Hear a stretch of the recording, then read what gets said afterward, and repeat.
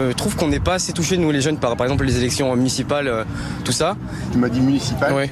Mais c'est pas municipal, hein, c'est départemental et régional. D'accord, ok. Ça, tu le savais ou Non, pas? du coup, non, je savais pas. Du coup, sinon, j'aurais dit départemental. Aujourd'hui, est-ce que tu es allé voter? Non, je suis pas allée le voter, mais je pense le faire demain. Alors demain, ce sera peut-être un peu tard, parce que c'est aujourd'hui pour voter. Ben, je vais y aller tout à l'heure. Quand Jordan Bardella a glissé son bulletin dans l'urne à Saint-Denis, c'est une femme, assesseur, qui lui a tendu la feuille d'émargement à signer.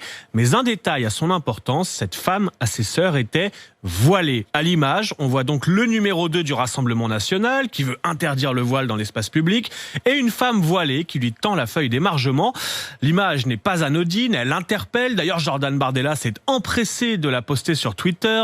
C'est pas parce qu'en fait, on fait des débats à longueur de journée sur les frontières, sur l'immigration, sur l'insécurité, que c'est ce que les gens mangent à la fin du mois. Hein.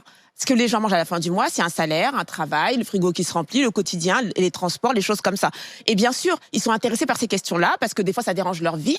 Mais quand même, le quotidien, de se casser la tête tous les matins et de savoir qu'est-ce que je vais bouffer à la fin du mois, ça, on mange pas des petits musulmans hein, au dîner.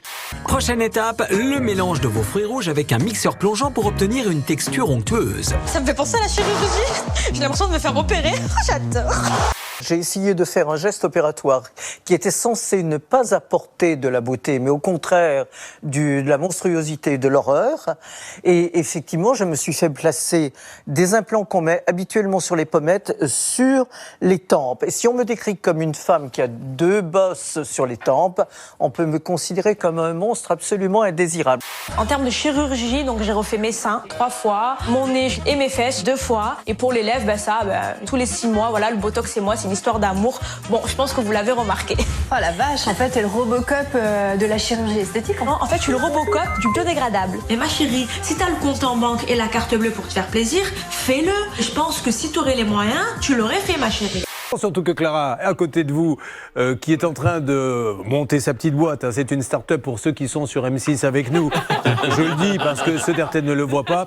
Elle récupère des vieux matelas et en fait des robes et chemisiers. Et ça marche super bien. D'abord, Christophe, ça vous fait quoi d'être en face de moi? Oh la vache. C'est énorme, c'est énorme, je suis complètement bouleversé. Moi j'en ai marre, vraiment, je veux un prétendant, ça y est, j'en peux plus.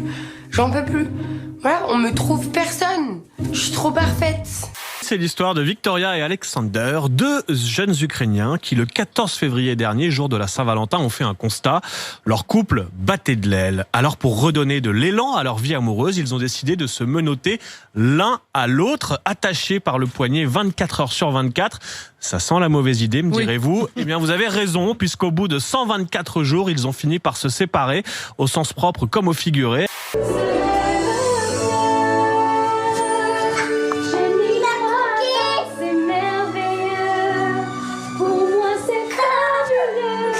Quand dans les cieux, nous partageons ce rêve bleu à 2. 124 jours à aller aux toilettes ensemble, cuisiner ensemble, assister aux conversations téléphoniques de l'autre, patienter pendant la séance maquillage, plus aucune once de mystère l'un pour l'autre. Seul intérêt de ce calvaire, ils peuvent désormais se targuer de détenir le record du monde du couple ayant passé le plus de temps menottés l'un à l'autre. Libéré, délivré, je ne mentirai plus jamais. Libéré, délivré, c'est décidé, je m'en vais. Et ils comptent mettre leur paire de menottes aux enchères. Donc oui, des menottes, ça peut servir pour pimenter une vie amoureuse, mais pas en s'attachant l'un à l'autre. C'est la leçon de cette histoire. Quel est l'endroit de la maison où l'on préfère faire l'amour? C'est la question que s'est posée un site de vente en ligne britannique avec une méthodologie étonnante. Les chercheurs ont mesuré la fréquence cardiaque de 50 couples avant et juste après leur rapport sexuel à différents endroits. Les résultats ont ensuite été compilés avec la note qualitative que ces cobayes ont attribuée à chacun de leurs rapports sexuels. L'objectif final étant bien sûr de trouver la pièce la plus excitante. Ben oui, mais Sophie, alors.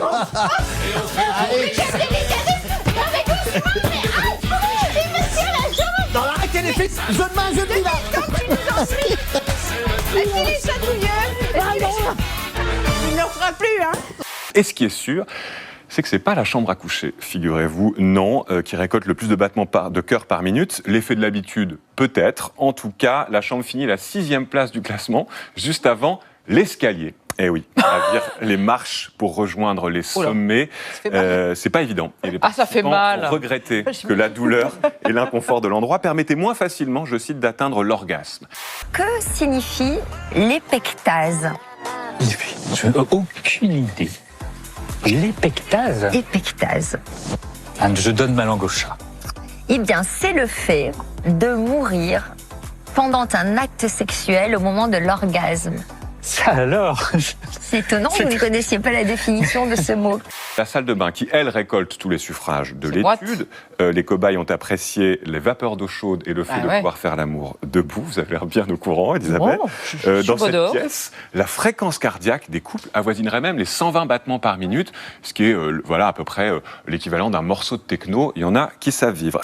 Les discothèques vont pouvoir ouvrir leurs portes le 9 juillet. Les professionnels du monde de la nuit attendaient cette décision depuis plus d'1 an déjà. Et oui, ces établissements où les gestes barrières sont difficiles à appliquer rouvriront avec des jauges limitées et présentation du pass sanitaire.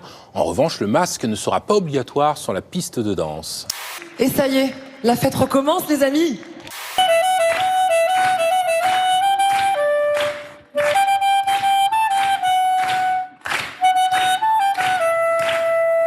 Qui a créé la fête de la musique? Est-ce 1. Jack Lang? Ou 2. Jacqueuil? Ah oui, Jack Lang, Jacqueuil. Oh, d'accord. Après avoir perdu son bras dans un accident de la circulation, cette passionnée de violon a pu reprendre son instrument grâce à cette prothèse qui a été conçue pour elle. Une belle façon de rappeler que vivre avec un handicap n'empêche pas de réaliser des prouesses, et on va l'écouter.